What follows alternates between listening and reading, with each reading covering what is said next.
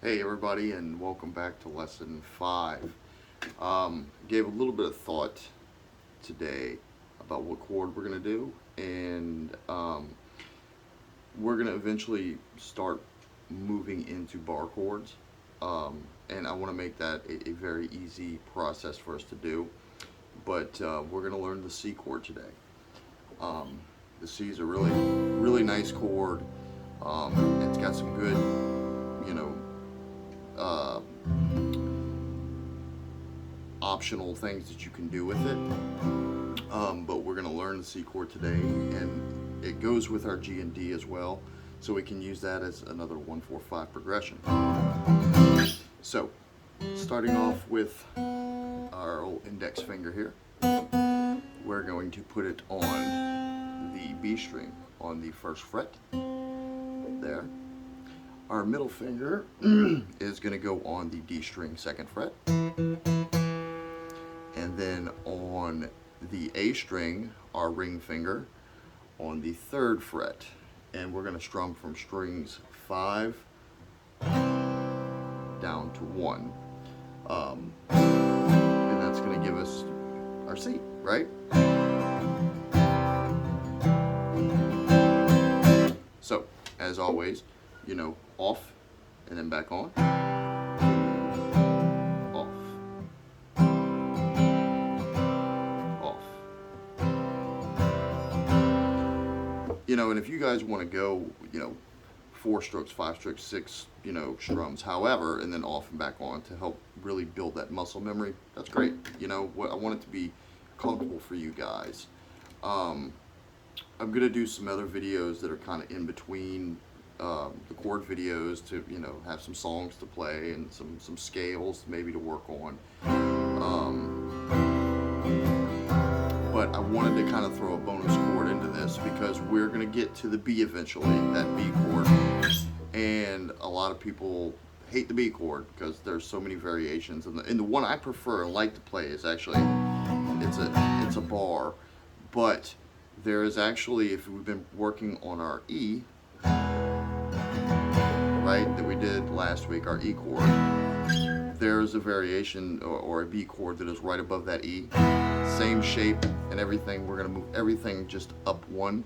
So on the low E, our middle finger. On the A, second fret as well, our ring finger. And then on the first fret on that D string, it's going to go there. And we're only going to hit those 3 strings, but it is an absolutely perfect B chord.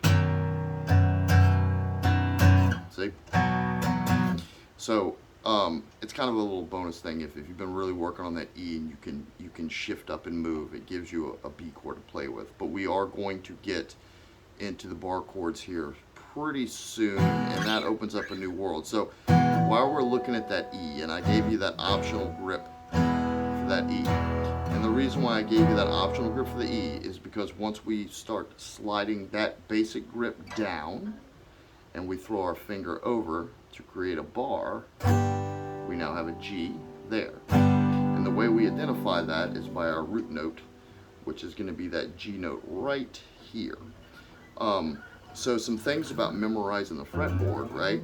If we can memorize the notes on the E, the top E and the high E, they're the same. Okay?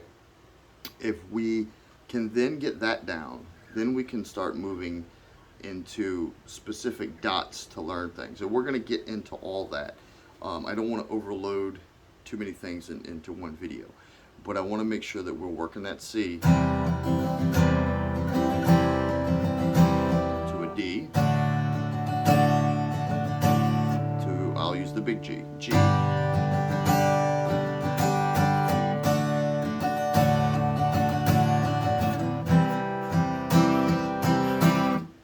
Remember I said there were some options to it, so once you get that C down, if you lift that middle finger off that C right there, that finger right there, I'm sorry, not the middle finger, your index finger,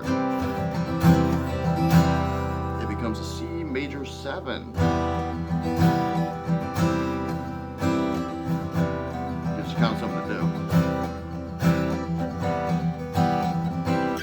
But let's get the formation of the C down first and really work on moving through our chord formations. So now we've got enough chords where we should be able to start working on different paths to get to different chords, right? So from that E to that C to that G to that D to that A, and maybe back to the G into the D, you know, going through things and you know, put them together. And you can, you know, if you want to finger pick the stuff, you can.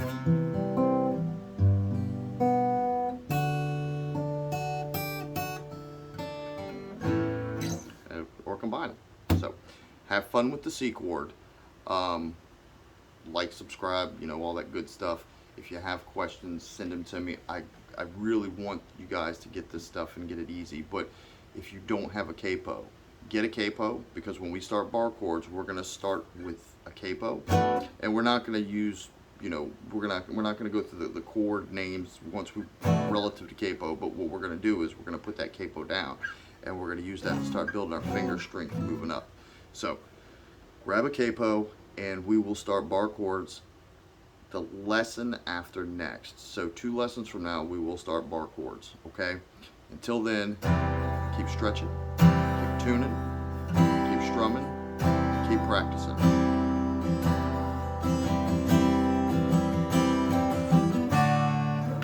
And as always, guys, have fun with it, you know? A lot of these chords are movable, so believe it or not, you know more chords than you think you do once we start moving them around and going, hey, you know, maybe I can use the G, you know, here versus here, and the D here. And the cool thing is, anything we do here, we can come up over that 12th fret and do the same thing. So, you know, we can play kind of a funny sounding G, but it's a little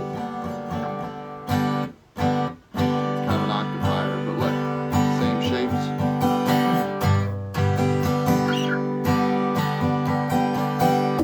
And, you know, have fun, right? But anything we do past that 12, you want to use that 12th fret as like your open marker. So open, because it's all the same notes, the E, A, D, G, B, E, all the way down. So you got 12, then open. So figure that as open, and then work your way down to the same numbers here, right? All right, guys, y'all enjoy, have fun. Remember, stretch, tune up, and have a great time with it, okay? Get with your friends, play, and grab a capo, because we're going to get into bar chords soon.